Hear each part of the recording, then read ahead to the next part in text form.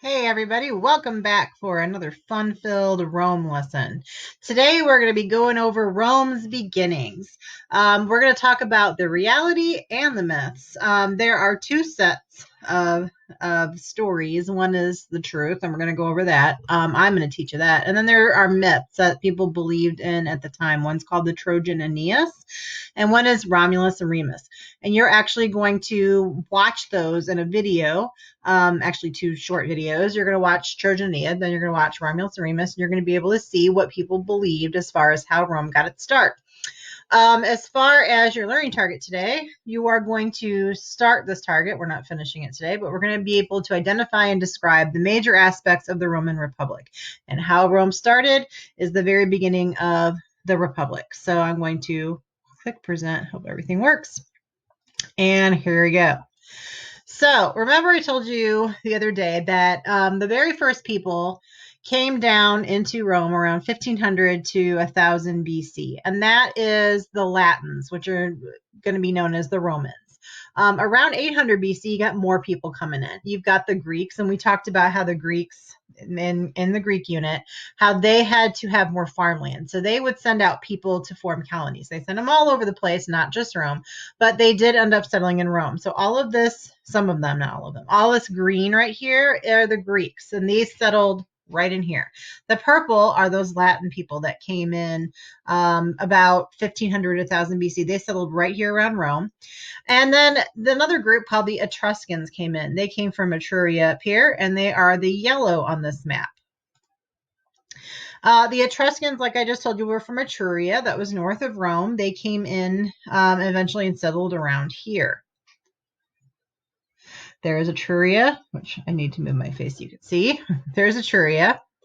The Greeks built many colonies in Italy, and Romans learned to grow grapes and olives. They used the Greek alphabet, and eventually they used Greek architecture, sculpture, and literature. Greek influence in Rome was huge.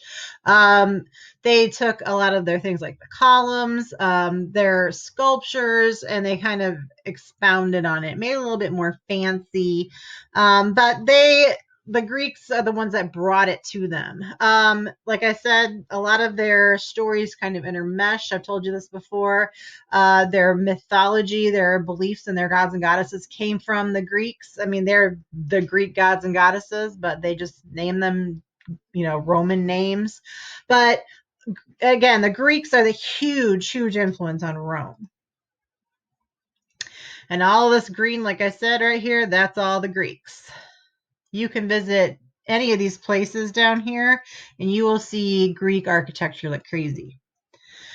All right, so the Etruscans, at the time that they arrived, Rome was basically a village with straw huts, and that's basically what they think it looked like back there. That's straw huts. Yeah, nothing fancy. Around 650 BC, the Etruscans conquered Rome. When they did that, they enslaved the people and they made them build buildings, temples, streets, and public squares.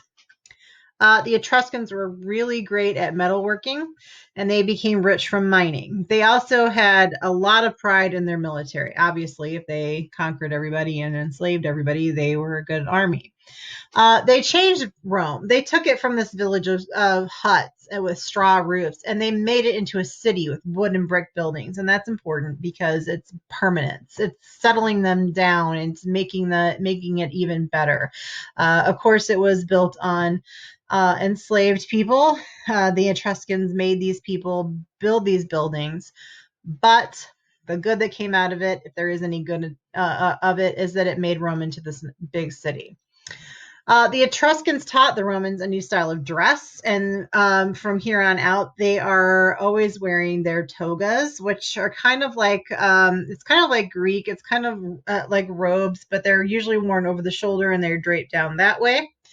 The Etruscan army served as a model for the Roman army, so they modeled their army after the Etruscans. At this time, Italy had many different people with their own rulers, customs, and languages.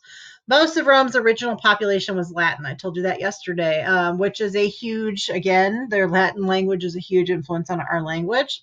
And they came from an area around the Tiber River called Latium. And in our Rome song, as you know, fertile farmland in the plains of Latium. I don't know how often you guys listen to that song other than when I play it, but that's where the Latin people came from, and it has great farmland there. The Latins lived apart from each other, and their cities were often at war. So that is the truth. That is how Rome started. You have these Etruscans. They came in. They made it from these villages of straw huts into an actual city. They taught the Romans, eventually they're the influence for their dress, for their army style. They set them up with metalworking and basically just set them on the path of technology and city building and just great things. But there are two myths. One is here. This is the Trojan Aeneas. You're going to watch that in a second. That talks about how in mythology version, Rome was founded.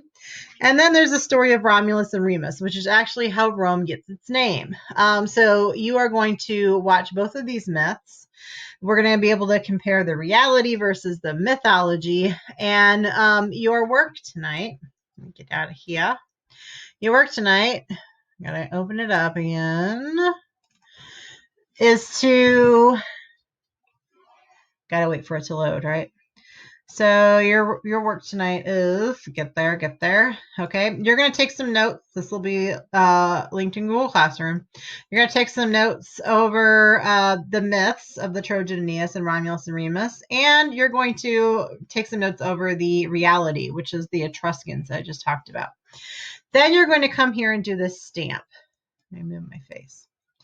So here you're going to find an image that shows one of the myths about the beginning of ancient Rome. So you're going to find something about the Trojan Aeneas or Romulus and Remus.